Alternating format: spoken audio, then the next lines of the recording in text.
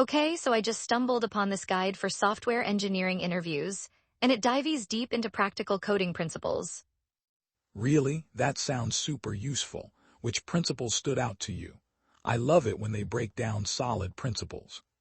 Exactly, they emphasize the solid principles, a set of rules that can make your code cleaner and easier to manage. Like it's all about maintainability.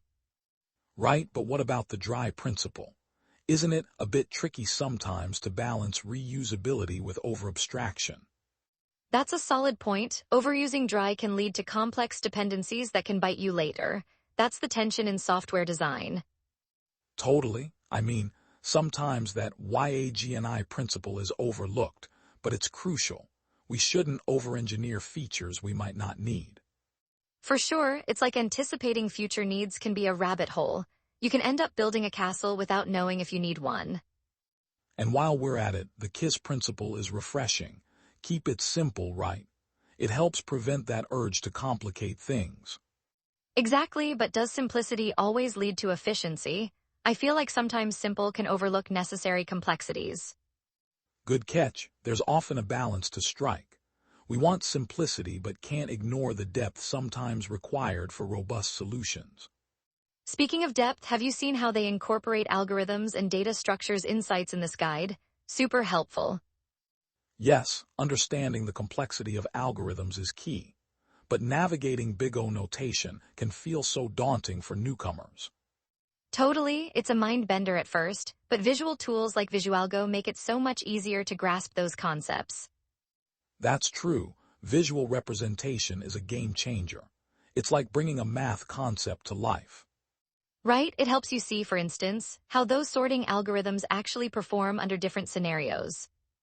And the practicality of data structures. They can significantly affect performance. It's not just theory. Absolutely, but I wonder, how do we know which structure to use when? There isn't a one-size-fits-all answer. Great question. It often depends on the specific use case and operations you need to optimize for. Understanding trade-offs is essential. And that's where clean code and architecture principles come in handy, like separating concerns to keep our codebase manageable. Exactly. Clean architecture is like having a solid blueprint for your app. It helps you scale without the chaos. But we can't ignore the drawbacks of clean architecture either. It can introduce overhead that some teams might find unnecessary. That's true. Finding that balance between structure and flexibility can be a real challenge for many devs. Yeah, and getting into frameworks, Angular, React, Vue, each has its own best practices and quirks. And transitioning between them can feel like learning an entirely new language. What do you think is the main takeaway for devs? I think it's all about adaptability and finding what works best for your team and project. That's the heart of good engineering. Agreed.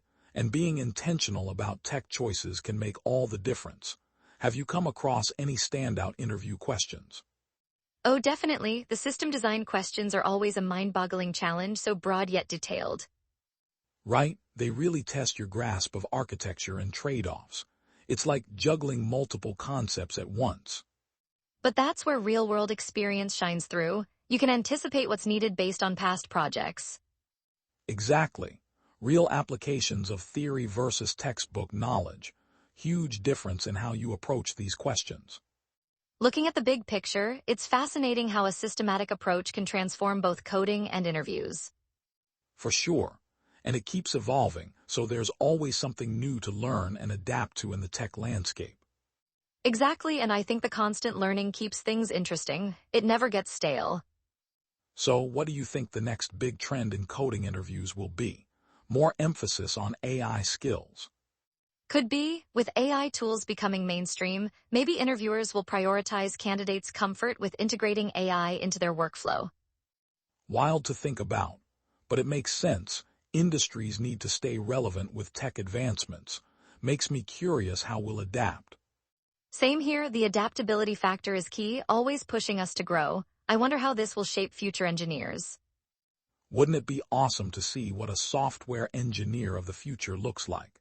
It's like we're witnessing a transformation. Definitely, it makes me excited for what's to come. So much potential wrapped up in curiosity and technology. Yeah, it's a thrilling time to be in tech. Can't wait to delve deeper into these topics together.